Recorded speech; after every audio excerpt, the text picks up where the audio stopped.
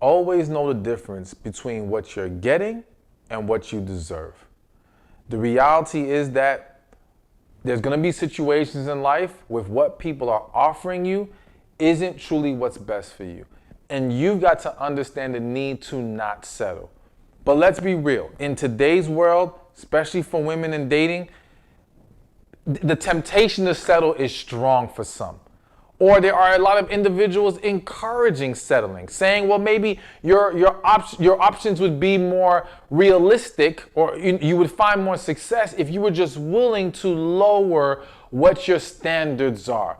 Be more willing to take less than what you actually desire. Now listen, I'm never going to tell anyone to settle, but I don't want to just say it just to say it. I want you to understand why you should not do it and why this is a recipe for disaster every single time. So, number one is your tolerance is temporary. What do I mean here? I have seen tons of women settle in dating and relationships. And I've seen those women who, yes, when they settled, when they were willing to quote unquote lower their standards, they were able to find the man. Now, if your goal is to simply find the man, then this recipe does work. But if you're trying to find peace, happiness, and the right man, this is not going to work. Because again, what these women do is they convince themselves that they can deal with this thing. And when I say this thing, they can deal with the shortcomings. They can deal with what's lacking. They can deal with changing their desire, or what they think is changing their desire for certain things. But they can't sustain that because it's not real, all right? It's them just trying to accommodate the moment. It's them trying to make it work right now so they can achieve their goal of a relationship. And sometimes it's not just a relationship, it's, well, I want to be married so badly, so I'm going to make some adjustments to what I'm willing to accept into my life. I want a kid badly, so I'm going to make some adjustments with what I accept in my life. More specifically, the type of man I will accept in my life. And I know that as the woman ages, as a woman feels like her options are dwindling, or maybe feels like she's in a city that doesn't have great options, again, the temptation creeps in. But like I said, your tolerance is temporary.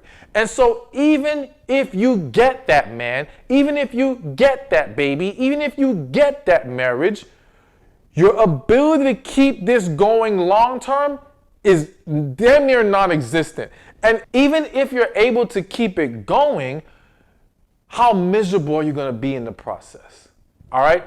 Because we have to understand that longevity in relationships does not equal success.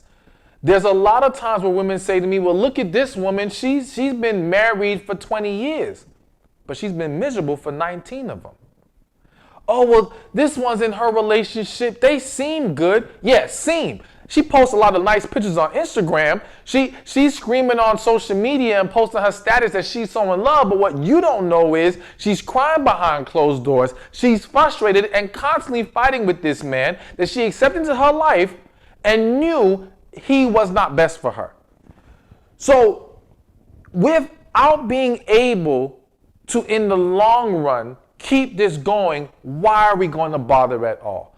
You're only going to create more problems by now attaching yourself to a man who does not belong in your life.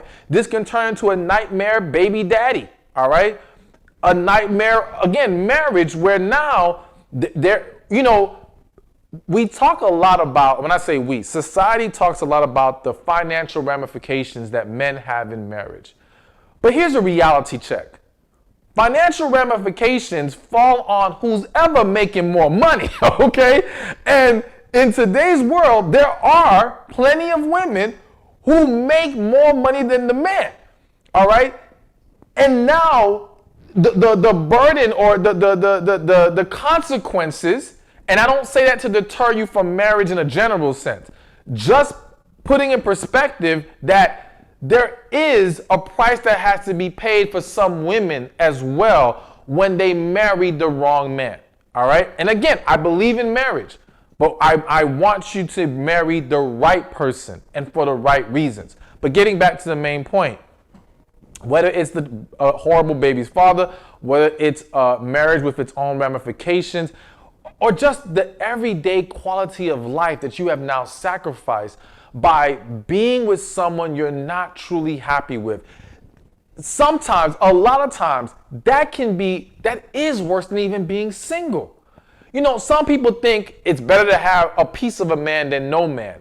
No, I say if you can't have the whole man, don't have none of him. Because to be in a relationship and not get what you need, it's almost like torture, because you're not able to now freely try to seek it elsewhere. Not freely. Some women are stepping out doing their thing. That's a whole other discussion. But you're not able to get what you need without further consequence. So you see, all you're doing is going further down the rabbit hole. Okay, yeah, you settle for this guy. There's a huge void in this relationship. Some women will go out there and cheat, but now you've introduced another man to this dynamic. You've introduced another possible drama-filled situation, all right? More headache, more stress. You get the point. Ultimately, it's not worth it. It's not going to work for you. So you've got to understand settling is not in your best interest. But here's a second thing to consider as to why you should never settle in dating and relationships. You will not be able to be the woman that he needs. And let me be even more specific with my wording. You will not be able to pour into him consistently and sustainably what he needs, all right? So let me paint a picture, give an example. You have a scenario where a woman meets a guy, or she's having struggles with dating and relationships, right?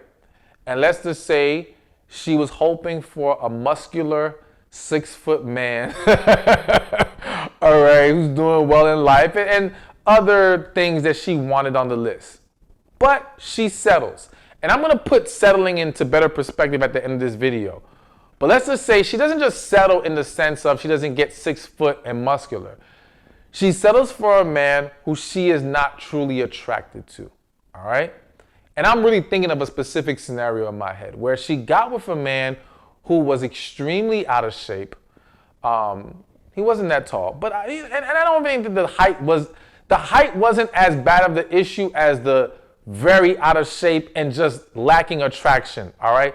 I don't want to say the man wasn't cute. I just want to say I don't think she found him cute, okay? Anyways, she saw him as an opportunity to get married, all right, and reach her goals in life. Her goals. And I say it like that because, yes, there are a lot of women who have set marriage and kids and certain things like that as goals, as even expectations, to where when they start to get nervous that they're quote-unquote running out of time, they start accepting people that they shouldn't accept. Anyways, she gets married to this man. But here's what's not being considered. And here's what happened with her. Yes, she was able to be in a relationship with him. And she was able to stay with him for a long time. But during that time, she didn't really want to be affectionate with him. Sex was very scarce, all right? And if we go further, the level of respect, the level of admiration that a man needs from his woman, all right, non-existent. And so even though initially he was happy to have this beautiful, amazing woman in his eyes, you know, he probably thought, man, I can't get a woman like this, or I didn't think I could get a woman like this. He was miserable. And of course, she was left with a huge void, because it's one thing to not be able to give him what he needs, but let's face it, if the intimacy is lacking, if the admiration and respect is lacking, then what speaks to a woman's heart and what she desires, that closeness, that connection, she's not getting it either. So now neither of them are happy. And all they're trying to do is deal with it and tolerate each other. There are so many relationships and marriages where two people are just tolerating each other, just taking it one day at a time, trying to get to the next day, or burying themselves in distractions, kids, work, family, friends, you name it, rather than facing the reality that they're not truly into their partner and they don't get what they need from their partner in this relationship. So when you settle as a woman, your motivation, the fuel that you need to continuously pour into this man in the way that he needs is completely undermined. So whether it's attraction, whether it's other aspects like respect, whatever may contribute to a lack of respect and admiration and all these different things, this is going to make it difficult. Now listen, let's be clear.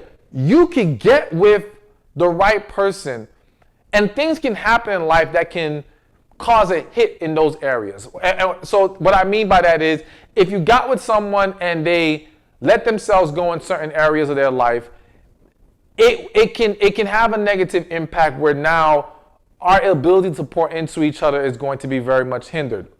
But it's one thing to get with someone who in the beginning there's a foundation of we have what we need and then we hit a rough patch. We can learn to work through that. It's another thing to knowingly get into the relationship with someone where these things are not there already. They're not going to magically appear. They're not going to just, we'll figure it out later. Some people, there's always exceptions to every rule. Some people may have managed to escape the pitfalls of that approach and actually succeed, but those are very, very rare cases. The majority suffer, plain and simple. And so if you cannot be the woman he needs, if you cannot pour into him continuously the way that he will need, you will never experience a loving, fulfilling, successful relationship with this man. So it just adds to another reason why you should never settle. So now, another issue I've seen happen when it comes to women who end up going down that path of settling, all right? And again, at the end, I'm going to put into perspective what settling really is because it's important. Matter of fact, let me explain it now before I continue. Settling is not about not getting what you wanted, as far as I'm concerned. It's about not getting what's best for you, okay? So using the example earlier about the woman who wanted a man who's, let's just say there's a woman, she wants a man who's 6'2", makes 6 figures, no kids, good looking, college educated, right? And then you meet a man who is 5'8", makes $70K, has a kid, only has a high school diploma, never went to college. Now, on paper, if a woman gets with guy B, right, they would say she's settled. But to me, if guy B makes you truly happy, if with guy B you experience a real connection, if with guy B he is able to pour into your needs, then you have not settled. You won. You won. And so I think it's important to understand that, listen, there's a lot of things we may want, but is it what we need? Is it what's truly best for us? Is it what's going to make us happy in the long run? And it's important to understand the difference because I've seen women get what they want and still end up unhappy, still end up miserable, because what we want is based off of, again, maybe where we are in life at that moment, how maybe the emotional state we are at that time. There could be a lot of different factors. To me, want can be very temporary. Need it's gonna always be there. It speaks to the core of who we are. And so it's important that we don't confuse the two. So as I continue to go along with this video, keep that in mind, that it's about settling is not about not getting what you want. It's really about not getting what you need and what's best for you. Because if that woman did get a guy who was 6'2", made six figures and all that other stuff I mentioned, but he does not truly make you happy at the end of the day, then you settled. You could have got everything you wanted, but if you are still unhappy, still missing something in your life with this relationship, then you settled. Keep that in mind. So now, to move this along, what I have seen happen with a lot of women is this need to make the safe choice. So let me put that in perspective real quick. General story, so to speak. What happens to a lot of women is that they may have a relationship, let's call it their first love, okay?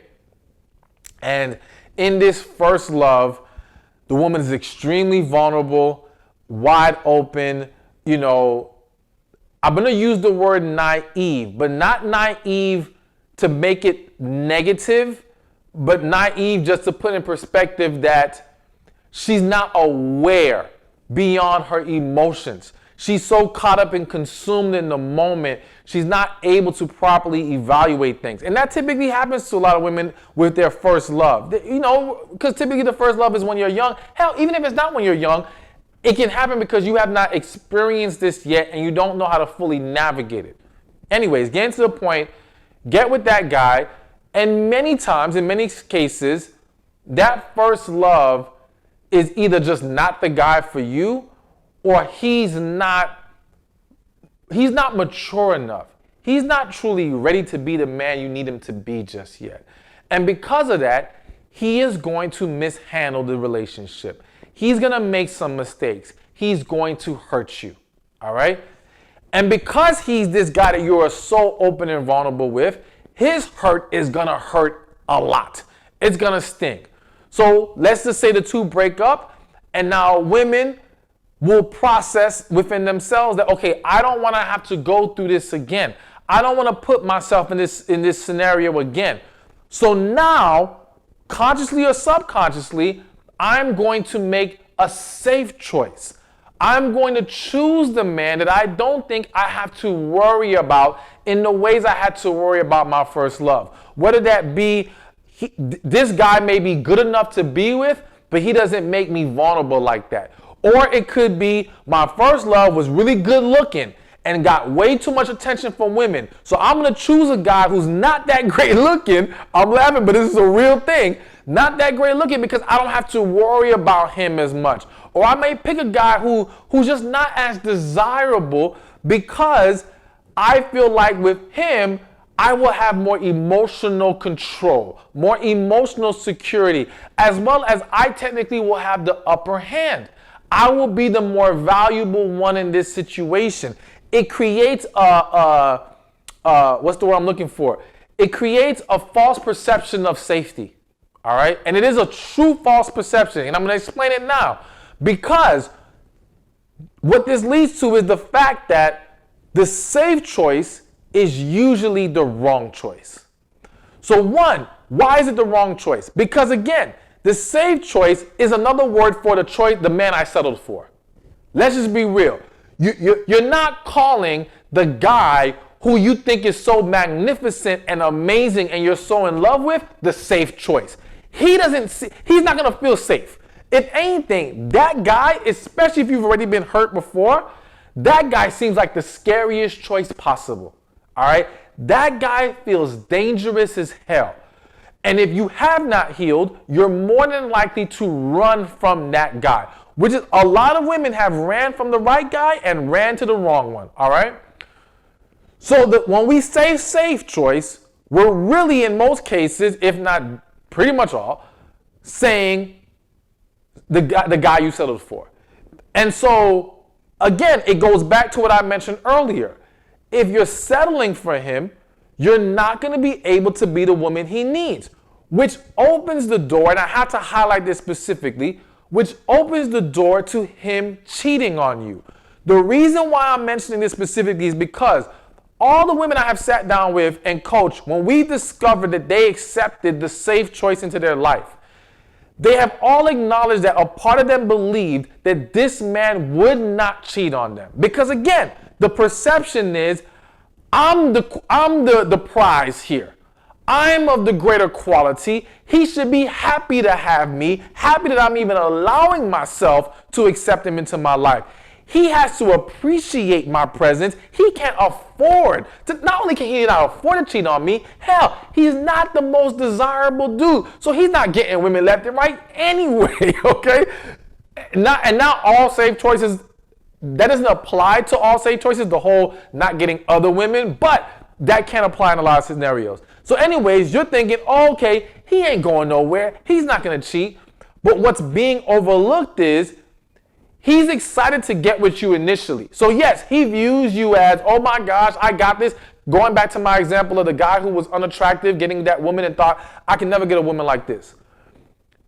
But after the hype goes away, after the smoke clears, he's now faced with the reality that I have this on paper desirable woman, but she doesn't give me what I need. Now I'm not happy.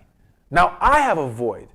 And I don't care who you are, man or woman, when you are in a relationship and you're not having your needs met, at the very least, the temptation of infidelity, the temptation of cheating starts to creep in. And now it may simply become a situation of, does the opportunity present itself? Some people simply have not cheated yet because they haven't had the opportunity. All right. And I'm talking about specifically the ones who are being neglected in their relationship, who are not being fulfilled, not having their needs met. They have not had the opportunity to, or a desirable option to take. But it's not because there's not a part of them that wants to. Because again, we are human. And we don't get in relationships to be neglected. Plain and simple. So when a partner does that, it's going to cause a problem. So getting back to the specific dynamic of making the safe choice, again, he's a safe choice. He's the guy you settled for. You can't pour into him continuously the way that he needs.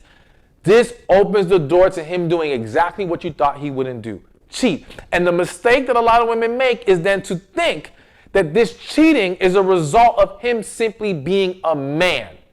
Wrong. It is a result of two people who should not be together, who are not pouring into each other as needed and not being fulfilled in this relationship. Fulfilled in the way that a relationship should fulfill two people. So, whether it be the cheating aspect, whether it be, again, just being unhappy and miserable in this relationship, the safe choice turns into a lot of other issues. One other aspect I'm going to add to this is a lot of times, this is what I have seen, a lot of times that quote unquote safe choice turns into the narcissist. Now, I know that might sound strange to some of you because you're like, no. They're either a narcissist from the jump or they're not. There's a different video we're going to have to do on that, right? But let me say this. Sometimes what is being perceived as narcissism is plain and simple being selfish. And that selfishness can come about when people feel like their partner is dismissing and devaluing them. And now they make it all about them, all right? And they become narcissistic. I have seen people enter into a relationship with genuine intent and then evolve into a very narcissistic mindset, all right? But also sometimes, yes, it could be they were a narcissist from the jump, but you did not see it because you were not evaluating them from that perspective. You were evaluating them from the perspective of, this is safe here. What you thought would be safe here. They seem like I don't have to worry about them in the ways I had to worry about my previous love. So again, I can go on and on, but the point is, safe choice, usually the wrong choice. It highlights more and more why settling, because that's basically what it is going to blow up in your face. So now, I gave you a lot to consider, but here's a few more things as to why you should never settle in dating and relationships. And that's because God did not create you to settle. Listen, God did not put you on this earth to take less than what you deserve or what's best for you. God wants you to be happy. Now, I want to be very clear. The path to happiness through God may have to go through some storms, some hills, some struggles, all right?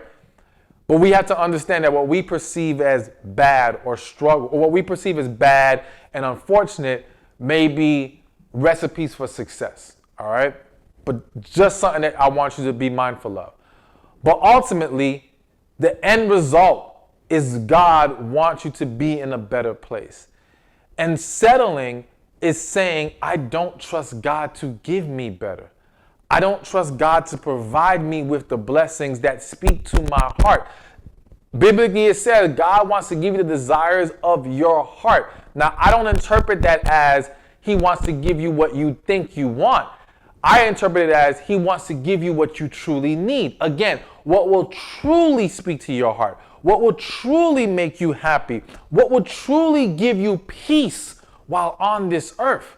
At least a level of peace, because there's a whole lot of chaos going on around us. But anyways, the point is, to settle is to undermine the process that God wants to take us through and the blessings he wants to bring us to. And so don't cheat yourself. You know what I'm saying? And you have to look at it from, okay, is what I'm accepting what God wants me to accept? Or is there more for me? All right? Is there something else that I need to achieve? Is there something else I need to do? Is there something other process I need to walk through? All of that has to be considered. So I'm just going to wrap this specific point up by saying, listen, before you even think about settling, and I don't care if it's a man, a job, whatever, pray about it. Pray before you accept things into your life. Pray before you say this is going to be good enough. Pray before you allow yourself to get so attached to a man that by the time you pray, if you heard no, you don't know how to walk away. Pray early, pray often, and trust what God is telling you in your spirit. And with that, understand that yes, what is best for you does exist. And again, notice I'm carefully using the words, what is best for you. Because there is a quote that says, what you want exists. And though I am guilty of posting and tweeting that quote plenty of times, I think it's important for you to understand again, I don't want you to be so locked into what I want. It's what is best for me. And yes, please understand, what is best for you may be the same thing as some of the things you want or all the things you want, depending on how you've processed those things, okay? But you have to look at it from the angle of what's best rather than just what is wanted. And what is best, what truly is going to make you happy, does exist and it's out there. Settling a lot of times is the result of lost hope, lost faith, buying into or falling into the trap of thinking that these things that speak to our heart, that bring us joy, are not out there, or they're not out there for us anymore.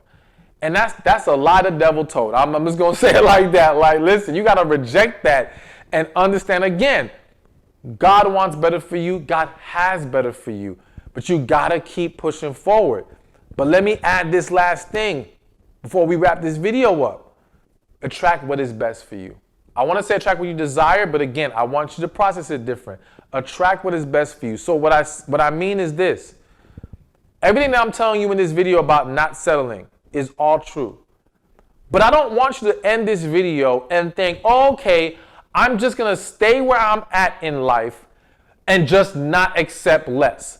That's only a piece of the puzzle. The other piece is I'm going to do what is necessary to receive that thing that is best for me. I'm going to put in the work. Like they say, faith without deeds is dead. I don't know why I'm struggling to say it correctly, but faith without deeds is dead. I believe that's the right way to say it. Anyways, you got to put some work behind your faith.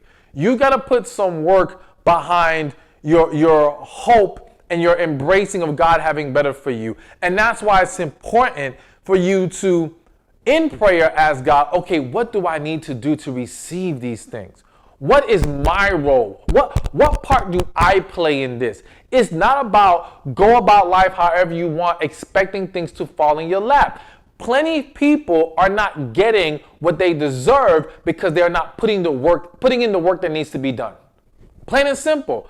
And don't take offense to that. Don't be ashamed, or don't be offended by the need to correct certain behaviors, the need to improve in certain areas, the need to grow and evolve. And we've got to understand that in attracting what is best for us, it's not simply about what we think should be acceptable.